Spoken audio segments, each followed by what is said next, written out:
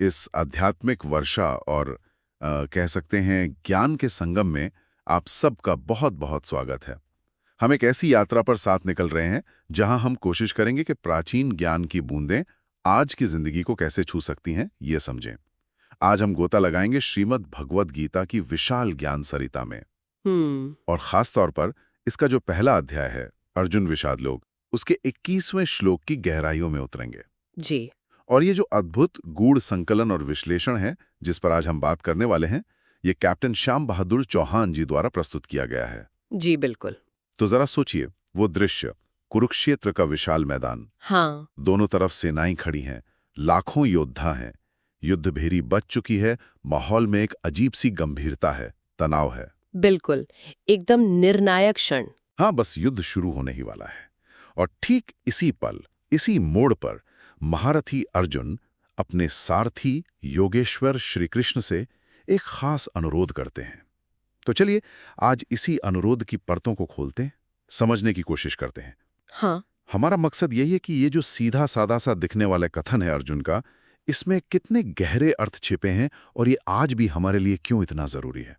और ये अनुरोध देखिए कुरुक्षेत्र के उस पल का एक बहुत ही अहम एक टर्निंग पॉइंट कह सकते हैं। अच्छा। हाँ, ऊपर से देखने पर तो लगता है कि भाई एक योद्धा है, अपने दुश्मनों को देख रहा है, आकलन कर रहा है। हाँ बिल्कुल, स्ट्रैटेजी बना रहा होगा। बिल्कुल, लेकिन असल में ये उस महागाथा का गीता के ज्ञान का प्रस्थान बिंदु है। यहीं से अर्जुन का वो विषाद, वो दुख गहराएगा और फिर ज्ञान का प्रकाश आएगा।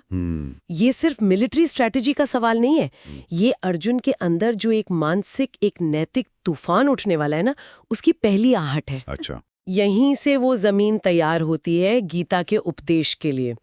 और हाँ, जैसा आपने कहा, वो जो अच्युत कहकर बुलाते हैं कृष्ण को, हाँ अच्युत, उसका भी अपना एक खास महत्व है जिसे हम आगे समझेंगे। सही कहा। तो सबसे पहले वो मूल श्लोक ही सुन लेते हैं जिसने इतने सारे विचारों को जन्म दिया। अर्जुन उवाच सैन्य और उभयोर मध्ये रथम स्थापय में अच्युत। सैन्योर उभयोर मध्ये रथम स्थापय में अच्युत। अब इसके एक एक शब्द को अगर देखें, मतलब समझने के लिए, जी। अर्जुन उवाच मतलब अर्जुन ने कहा, ये तो साफ है। हाँ। सैन्यों उभयोर मध्य, दोनों सेनाओं के ठीक बीच में। बिल्कुल, ना इधर ना उधर। हाँ, ठीक बीच में। हाँ। सैन्यों मतलब सेनाओं के, उभयों मतलब दोनों के, और मध्य यानी बीच में। जी। रथम मतलब रथ को, उनका जो चैरियट है। हाँ, वाहन। स्थापय, स्थापित करो या कहिए खड़ा करो, स्थिर करो, ये एक क्रिया है, एक रिक्वेस्ट या ऑर्डर जैसा। हाँ। मैं, मेरा, यानी ये रथ मेरा है, मेरा रथ। और आखिर में अच्युत, हे अच्युत, ये संबोधन है कृष्ण के लिए। जी। अच्युत मतलब जो कभी च्युत न हो, गिरे नहीं। हाँ, जो अपनी स्थिति से, अपने स्वरूप से, अपनी बात से कभी डिगे नहीं, शाश्वत। हाँ, स्थिर, अविनाशी। बिल्कुल। तो इस पूरे श्लोक का जो सीधा साधा मतलब निकलता है वो ये है कि अर्जुन श्री कृष्ण से कह रहे हैं, हे अच्युत, प्लीज मेरा रथ दोनों सेनाओं के एकदम बीच में ले जाकर खड़ा कर दीजिए। हाँ, और जैसा आपने शुरू में कहा, पहली नजर में तो ये बिल्कुल स्वाभाविक लगता है। एक योद्धा है, युद्ध शुरू होने से बिल्कुल पहले देखना चाहेगा सामने कौन है। बिल्कुल देखना चाहेगा कि भाई विपक्षी सेना में कौन कौन महारथी हैं, उनकी फॉर्मेशन कैसी है, किन से लड़ना पड़ेगा। ये स्ट्रैटेजी का हिस्सा है, बिल्कुल जरूरी है, अपनी तैयारी को फाइनल टच देने के लिए जरूरी है। लेकिन गीता के कॉन्टेक्स्ट में इसका मतलब सिर्फ इतना ही नहीं है। यहीं पर एक गहरा साइकोलॉजिकल मोड़ आता है। अच्छा, वो क्या? अर्जुन सिर्फ शत्रुओं को नहीं देखना चाह रहे, वो उन अपनों को देखना चाह रहे हैं जिनके खिलाफ उन्हें लड़ना है। ये बात है। उनके मन में अब ये सवाल उठ रहा है कि अरे मुझे लड़ना किनसे है। यहीं से वो अंदर का जो द्वंद्व है, वो जो विषाद है, वो धीरे धीरे शक्ल लेना शुरू करता है। तो ये बाहरी देखना अंदर के संघर्ष का एक तरह से रिफ्लेक्शन बनने वाला है। बिल्कुल, प्रतिबिंब। और इस खास मौके पर अच्युत संबोधन का क्या वजन है? ये सिर्फ एक नाम तो नहीं लगता। नहीं, इसमें गौर करने वाली बात है। अच्युत कहना यहाँ बहुत मायने रखता है। देखिए, युद्ध का समय, चरम अनिश्चितता का माहौल है। हाँ बिल्कुल, जिंदगी और मौत के बीच का पल है। हाँ बिल्कुल। ऐसे में अर्जुन का मन हिलना, विचलित होना बहुत स्वाभाविक है। वो आने वाली विनाश को महसूस कर पा रहे हैं। डर तो होगा ही। हाँ। तो इस चरम अस्थिरता और डर के माहौल में अर्जुन किसे पुकारते हैं? वो उसी सत्ता को पुकारते हैं जो खुद स्थिरता का प्रतीक है, अच्युत। अच्छा। वो जानते हैं कि इस महाविनाश के मुहाने पर अगर कोई स्थिर सत्य है, कोई ऐसा सहारा है जो हिलेगा नहीं, तो वो कृष्ण ही है। मतलब ये विश्वास है उनका कृष्ण पर। अटूट विश्वास और निर्भरता, ये एक तरह से उनकी आत्मा की आवाज है कि इस डगमगाती हुई नाव में, हे स्थिर, आप मुझे संभालो, मेरा मार्गदर्शन करो। ये भी दिखाता है कि संकट की घड़ी में सही सहारे को पहचानने की अर्जुन की अंदर की समझ कितनी गहरी है। ये तो अद्भुत है, एक शब्द में ही कितना कुछ छिपाया। चलिए, यहां से बात और गहरी होती है। ये तो हो गया श्लोक का लिटरल मीनिंग और उस समय का कॉन्टेक्स्ट जी। लेकिन जैसा अक्सर होता है, महान ग्रंथों की लाइनों में ज्ञान की न जाने कितनी परतें होती हैं। बिल्कुल। तो जब अलग अलग समय के महान संतों, दार्शनिकों, टीकाकारों ने इस पर सोचा, तो उसके और भी गहरे मतलब सामने आए। हाँ बिल्कुल, और यही तो गीता की खूबसूरती है कि इसका हर श्लोक, हर शब्द अपने आप में एक पूरा अर्थ संसार समेटे हुए है।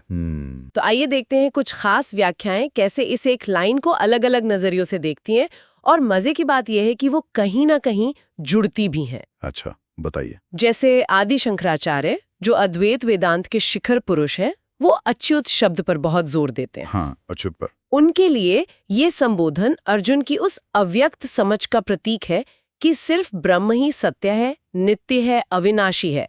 कृष्ण उसी ब्रह्म के रूप है। बाकी सब तो बदलता रहता है, नष्ट हो जाता है। तो उस भयानक युद्ध के मैदान में अर्जुन मानो कह रहे हैं, हे परम सत्य, आप ही मेरे एकमात्र स्थिर ठिकाने हो। ये ईश्वर की परम सत्ता में विश्वास दिखाता है। ये तो हुआ आध्यात्मिक दृष्टिकोण। हाँ, फिर देखिए स्वामी विवेकानंद से एक अलग, ज्यादा प्रैक्टिकल नजरिए से देखते हैं। अच्छा, कैसे? वो अर्जुन के इस काम में जिज्ञासा और वीरता देखते हैं। जिज्ञासा और वीरता? हाँ, अर्जुन सिचुएशन से भाग नहीं रहे हैं, बल्कि उसके बीच में, उसके सेंटर में जाके उसे समझना चाहते हैं, सामना करना चाहते हैं। बिल्कुल, चुनौती की आंखों में आंखें डालकर देखना चाहते हैं। ये एक सच्चे साधक, एक सच्चे कर्मयोगी की निशानी है। प्रॉब्लम को फेस करने का साहस, ये सेल्फ एनालिसिस, खुद को और अपनी सिचुएशन को जानने की प्रोसेस का पहला बोल्ड स्टेप है। वो मानो कह रहे हैं, दिखाओ मुझे, मैं तैयार हूं सामना करने के लिए। ये बिल्कुल अलग पर्सपेक्टिव है ना? वहीं स्वामी चिन्मयानंद जी में रथम, मेरा रथ, इस पर फोकस करते हैं। मेरा रथ। हाँ, वो कहते हैं कि ये जो मैं और मेरा का भाव है ना, ये अपनापन, ये अभी अर्जुन में बहुत स्ट्रांग है। अहंकार। हाँ, अहंकार और कर्तापन का एक हल्का सा संकेत। अर्जुन अभी खुद को डूअर देख रहे हैं। ये उनका रथ है, उन्हें युद्ध करना है। और गीता का आगे का पूरा उपदेश इसी मैं और मेरे को छोड़कर ईश्वर को कर्ता मानकर निष्काम भाव से कर्म करने की शिक्षा देगा। अच्छा, तो ये श्लोक उस स्टेज को दिखाता है जहां से आगे बढ़ना है। बिल्कुल, उस अहंकार की स्थिति को दिखाता है जिससे आगे बढ़कर समर्पण तक जाना है। और गीता प्रेस की व्याख्या, वो भी काफी मानी जाती है। हाँ, गीता प्रेस गोरखपुर की जो साधना परक व्याख्या है, वो इसे और भी गहरा सिंबॉलिक मीनिंग देती है। वो क्या है? उनके अनुसार ये युद्ध सिर्फ बाहर का नहीं, अंदर का भी है। आंतरिक युद्ध। हाँ, दोनों सेनाएं हमारे जीवन के जो द्वंद्व है ना, सुख दुख, राग द्वेष, अच्छा बुरा, पुण्य पाप, उनका प्रतीक है। अच्छा। रथ हमारा शरीर है, अर्जुन हम जीवात्मा है, और कृष्ण हमारे अंदर बैठे परमात्मा या विवेक रूपी सारथी हैं। वाह। तो इस नजरिए से अर्जुन की ये प्रार्थना एक साधक की प्रार्थना बन जाती है। हे प्रभु, हे मेरे अंदर के गाइड, मुझे इन दुनियावी झगड़ों, द्वंद्वों के बीच में खड़ा कीजिए। मुझे वो नजर दीजिए जिससे मैं साफ साफ देख सकूं कि मेरे असली दुश्मन कौन है, मेरे अंदर बैठे काम, क्रोध, लोभ, मोह, अहंकार, और मेरे असली दोस्त कौन है, मेरे अच्छे गुण। ये तो आत्मनिरीक्षण की प्रार्थना हो गई। बिल्कुल, आत्मशुद्धि की प्रार्थना। और स्वामी अड़ंगानंद जी की यथार्थ गीता में? हाँ, स्वामी अड़ंगानंद जी महाराज अपनी यथार्थ गीता में इसे अर्जुन की विवेक याचना कहते हैं, मतलब विवेक के लिए प्रार्थना। विवेक याचना। हाँ, वो कहते हैं कि अर्जुन बिना सोचे समझे एक्शन में नहीं कूदना चाहते। युद्ध जैसा भयानक काम करने से पहले वो पूरी सिचुएशन को समझना चाहते हैं, असलियत देखना चाहते हैं। ये विवेक का इस्तेमाल है। कोई भी काम करने से पहले सोचना, विचारना, परिणाम का अंदाजा लगाना, यही तो समझदारी है। सही बात है। और कृष्ण उनकी इस विवेकपूर्ण प्रार्थना को स्वीकार करते हैं, क्योंकि आत्मज्ञान और सही कर्म का आधार तो विवेक ही है। सच में, एक पंक्ति और इतने सारे आयाम। शंकराचार्य का ईश्वर पर विश्वास, विवेकानंद का साहस और सेल्फ एनालिसिस, चिन्मयानंद का अहंकार से समर्पण की ओर इशारा, गीता प्रेस का आंतरिक दुश्मनों को पहचानने का बुलावा और स्वामी अड़ंगानंद जी का विवेकपूर्ण कर्म पर जोर। तो सवाल ये उठता है, इन सब गहरी व्याख्याओं का, इस प्राचीन ज्ञान का आज की हमारी जो ये तेज रफ्तार कॉम्प्लेक्स जिंदगी है, उसके लिए क्या मायने हैं? सही।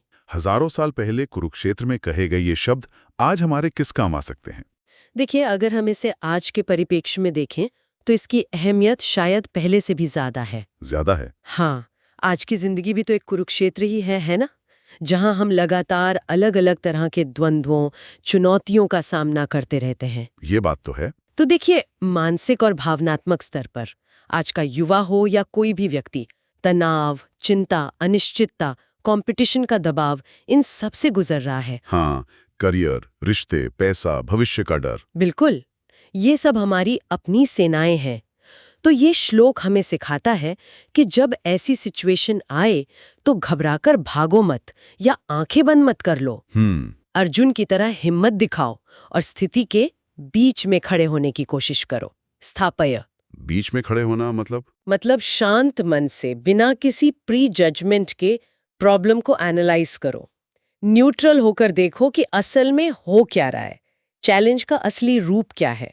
अच्छा। और सबसे जरूरी, अपने अंदर के अच्युत पर विश्वास रखो। अंदर का अच्युत? हाँ, वो अच्युत आपके अपने अंदर की शक्ति हो सकती है, आपका विवेक हो सकता है, आपके सिद्धांत हो सकते हैं, या ईश्वर पर आपकी आस्था हो सकती है। वो जो स्थिर तत्व है, उसका ध्यान हमें बाहरी अस्थिरता में ताकत देता है। ये तो ही मानसिक बात। और सामाजिक स्तर पर? हाँ, सामाजिक और व्यवहारिक स्तर पर हम अक्सर जिंदगी में अलग अलग मुद्दों पर, चाहे वो परिवार में हो, समाज में, ऑफिस में, किसी एक तरफ तुरंत झुक जाते हैं। हाँ, होता है। अपनी सोच, अपने पूर्वाग्रहों के हिसाब से फैसला कर लेते हैं। ये श्लोक हमें सैन्योः उभयोः मध्ये, दोनों पक्षों के बीच खड़े होकर देखने की कला सिखाता है। यानी निष्पक्षता। हाँ, निष्पक्षता और तटस्थता की प्रैक्टिस। किसी भी झगड़े या मतभेद की स्थिति में तुरंत किसी नतीजे पर कूदने या किसी का पक्ष लेने के बजाय रुकें, दोनों पक्षों की बात सुनें, पूरी तस्वीर समझने की कोशिश करें। तभी हम एक सही और बैलेंस्ड समाधान तक पहुंच सकते हैं। ये पारिवारिक झगड़ों से लेकर बड़े सामाजिक, राजनीतिक मसलों तक हर लेवल पर काम आने वाला सिद्धांत है। और आध्यात्मिक स्तर पर? आध्यात्मिक स्तर पर ये श्लोक हमें साक्षी भाव या दृष्टा भाव डेवलप करने की प्रेरणा देता है। साक्षी भाव? हाँ, हम दिन भर अपने विचारों, भावनाओं, इच्छाओं, इंद्रियों के रथ पर सवार होकर भागते रहते हैं, अक्सर बिना कंट्रोल के। ये तो है। ये श्लोक मानो कह रहा है कि अपने विवेक रूपी सारथी कृष्ण की मदद से इस रथ को कंट्रोल करो और उसे जीवन के द्वंद्वों के बीच में ऐसी जगह स्थापित करो जहां से तुम अपने मन में उठने वाले विचारों, भावनाओं के उतार चढ़ाव, अपनी रिएक्शंस को बिना उनमें उलझे एक न्यूट्रल देखने वाले या साक्षी की तरह देख सको। अच्छा, मतलब खुद के विचारों को ऑब्जेक्टिवली देखना। बिल्कुल, ये सेल्फ अवेयरनेस और सेल्फ इम्प्रूवमेंट का रास्ता खोलता है। जब हम अपने अंदर की दुनिया के साक्षी बन जाते हैं, तभी तो उसे समझकर बदल सकते हैं। ये तो वाकई जीवन जीने के सूत्र हैं, बहुत प्रैक्टिकल और अहम बातें। जी। खासकर अगर हम आज की युवा पीढ़ी को देखें, जो अक्सर जिंदगी के कई मोर्चों पर एक साथ जूझ रही होती है, उनके लिए इसमें क्या खास संदेश या सीख निकलती है? उन्हें कैसे मोटिवेट कर सकते हैं इसे एक श्लोक से? युवाओं के लिए तो ये श्लोक एक गाइड की तरह काम कर सकता है। उन्हें जिंदगी के इस मोड़ पर कई इंपॉर्टेंट फैसले लेने होते हैं, कई चुनौतियों का सामना करना होता है। यहाँ से वो 3 मुख्य बातें ले सकते हैं। बताइए। पहली, चुनौतियों का सामना करने का साहस। जिंदगी में मुश्किलें तो आएंगी ही, एग्जाम का स्ट्रेस, करियर चुनने की कंफ्यूजन, रिश्तों में प्रॉब्लम, फेलियर का डर। अर्जुन की तरह भागो मत, सामना करो। हाँ, हिम्मत जुटाओ और प्रॉब्लम की जड़ तक जाने की कोशिश करो, उसे फेस करो। डर लगना स्वाभाविक है, पर डर के आगे बढ़ना ही बहादुरी है। ठीक है। दूसरी बात? दूसरी, स्पष्टता और विश्लेषण। बिना सोचे समझे, इमोशंस में बहकर या दूसरों की देखा देखी कोई बड़ा फैसला मत लो। चाहे वो कॉलेज का कोर्स चुनना हो, पहली जॉब लेनी हो या किसी रिश्ते में कमिट करना हो। पहले रुको, इन्फॉर्मेशन जमा करो, सिचुएशन को एनालाइज करो, सारे ऑप्शंस के फायदे नुकसान देखो। सेन्योभो उभयोः मध्ये। पूरी पिक्चर क्लियर होने के बाद ही आगे बढ़ो। रथम स्थापय, यानी पहले अपनी समझ को स्थिर करो, फिर एक्शन लो। ये बहुत जरूरी है। और तीसरा, सही मार्गदर्शन की तलाश। जिंदगी के इस कॉम्प्लेक्स कुरुक्षेत्र में अकेले लड़ना मुश्किल हो सकता है।